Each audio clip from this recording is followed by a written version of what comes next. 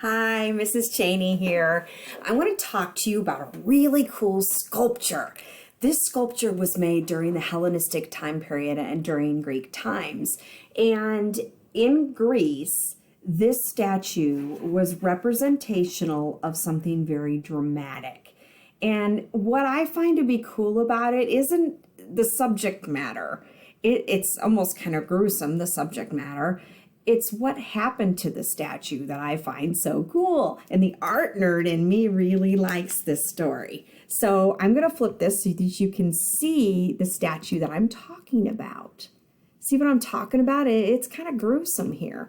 What are we looking at? We're looking at a man, right? And he's being attacked by some sort of a snake. And he's got two younger kids that are trying to help him maybe, but I don't think they're doing very well here in helping him, and they're getting attacked too. What this is the statue is called Laocoon and His Sons. We don't know the artist's name that sculpted this, but we do believe it was done during the 1st century BC, which would make it right around the Hellenistic time period. Laocoon was a priest of Poseidon. And what's going on here is he's being punished by the gods for telling the Trojans not to admit the Greeks' wooden horse into the city at the Battle of Troy. This warning went ignored, which led to the Trojans' defeat. What's really cool about this statue that I find fascinating is that, it was made a really long time ago. And then, a lot of time passes. And in 1506, the statue was found. The whole thing was found in a vineyard in Rome, and it was broken. The Pope at the time was Pope Julius II, and he liked this statue. He thought it was cool. He's like, I'm going to put this in the Vatican. All 3 right arms were missing. So what we're looking at right now, okay, what I mean by right arms, is you've got Laocoon here with his arm up, and then you've got the right hand of the kids reaching up as well, okay? In both circumstances, the right hands. They were all missing. So how are we looking at it, right? Michelangelo saw this, and he was really looking at Laocoon himself here, this priest, and he thought Laocoon's arm, based on the muscles in the torso and the twisting of the torso. You got to remember, this is Michelangelo. He sculpted the statue of David. This guy knows his sculpture. He thought Laocoon's arm would have been bent behind his head, okay? In 1510, so the Pope waited about 4 years or so, the Pope decided to make replacement arms. He took the advice of Michelangelo but wasn't sure, so he asked other artists as well, and I guess he liked Raphael better.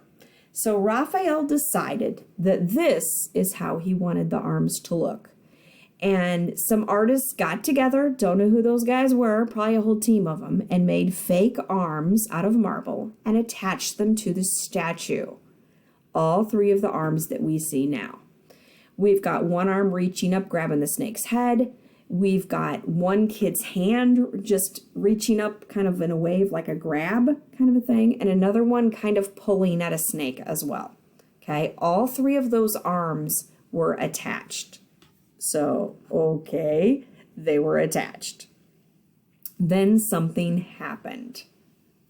100 years or more go by. Oh yeah, more than 100 years, because in 1980, guess what was found?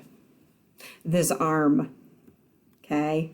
Sorry, I got that date wrong. It was 1908. I flipped it in my head.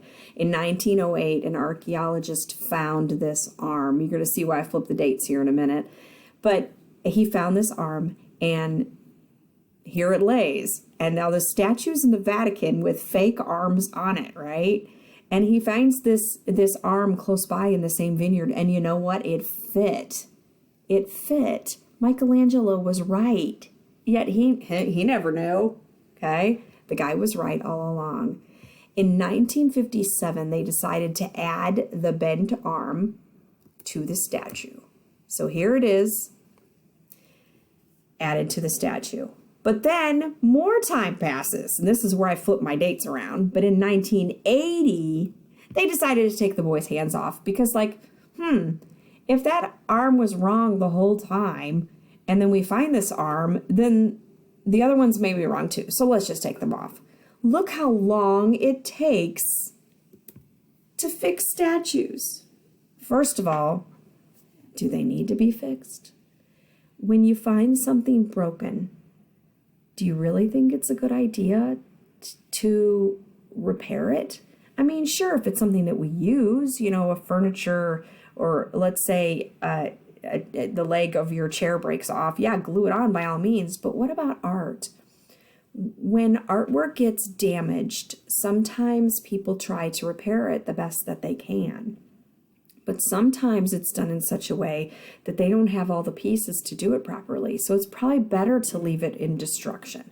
And when we look at a lot of sculptures today, destroyed and damaged, that's probably why they're left that way. And then, there's the whole idea, is it right to make fake? Even if you know what it's supposed to look like, is it okay to take another piece of marble and hook it on? It's just a controversial topic that I guess we can talk about in class. Bye.